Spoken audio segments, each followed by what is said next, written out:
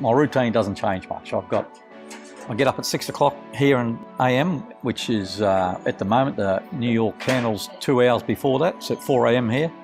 So I get up about 6, I've got a profile all set up, all the charts. I know what's open, what's not. I just rip through each one because every day I'm looking at them. So every day I might add, say, the trend lines for divergence, or I might put a line on my chart saying, watch this, make a note on the chart or something.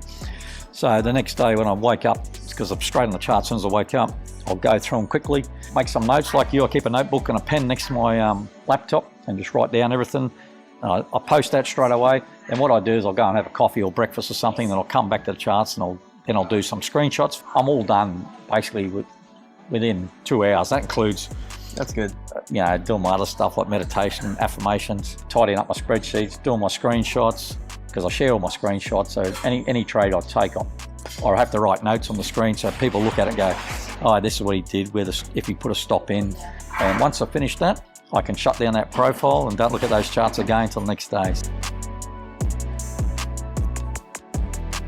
When you're learning to trade, you want to build it around your current lifestyle. And the reason you want to do that is because you want to make it easy to succeed. You don't want to have to upheave your lifestyle to learn something new, because you're probably not going to do that. So you want to build it around your life. And then once you're profitable, the goal then is to build your life around your trading. So, because what happens is you find that it's profitable and you think, wow, like this is really profitable. I'm really happy with the results I'm getting here.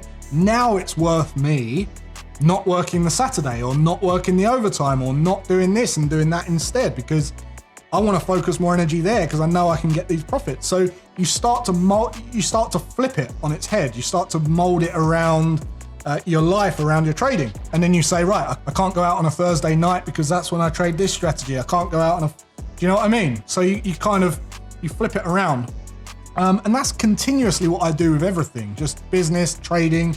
I try and make it work, and then I try and automate it and slow it down, and then I move on to the next thing.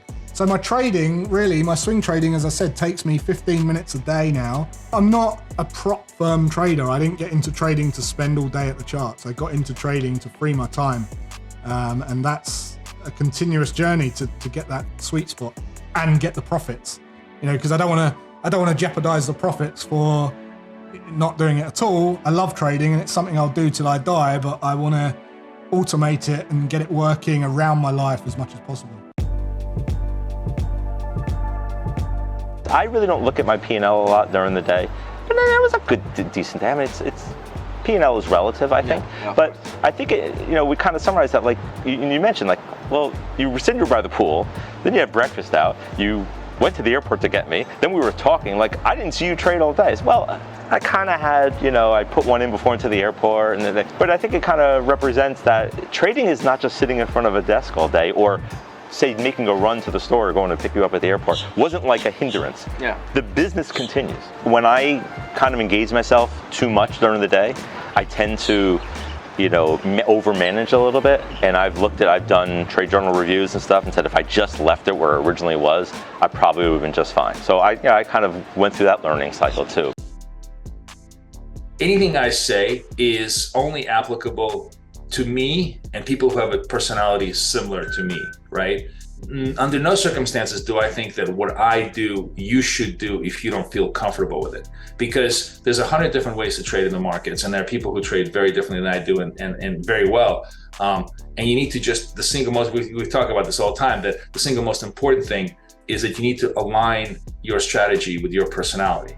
Now, in my group, we actually created a banner and a logo. We call ourselves Degenerate Traders. And it's kind of a, tongue-in-cheek comment about what we do, meaning, the logo is Degenerate Traders, any market, any time, because we like price action. I'm a person who doesn't have a lot of patience and likes quick in and out stimulation and, ample. So the other positive side of that, of course, is I have lots and lots and lots of sample size. I can, within a week, do 100 trades and have a good idea of where things are working, things are not working, and how to tweak them, So I get a tremendous amount of fast feedback. I'm a person that likes fast feedback.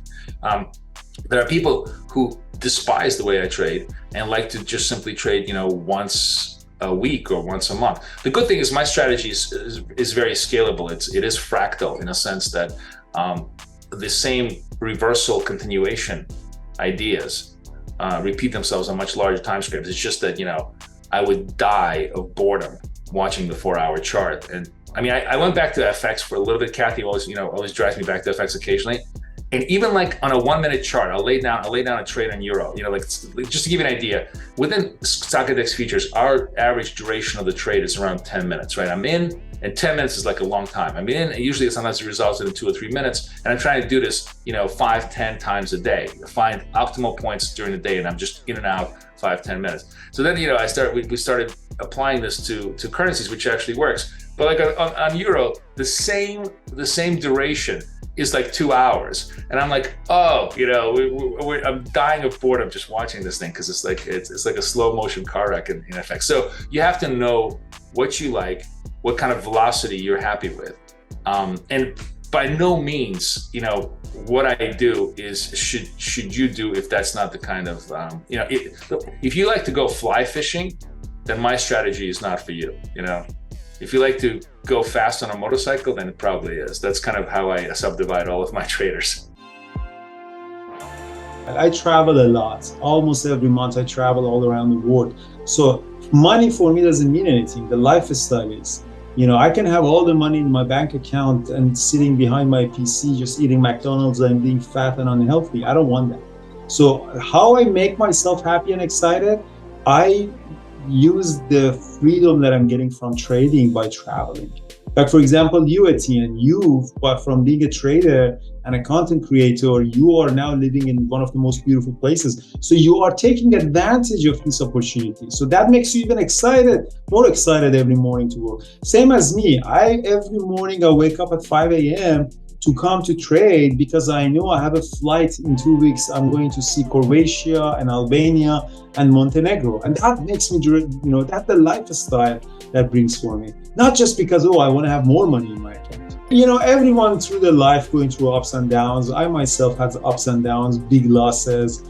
I had divorces, lost a lot of money in both trading and also in divorce. Everybody is going through ups and downs. But the main key here is, look at the life. There's always a cycle in life. You have the spring, summer, fall, winter, and then you start over. You have to look at the life that sometimes life takes you down, sometimes takes you up.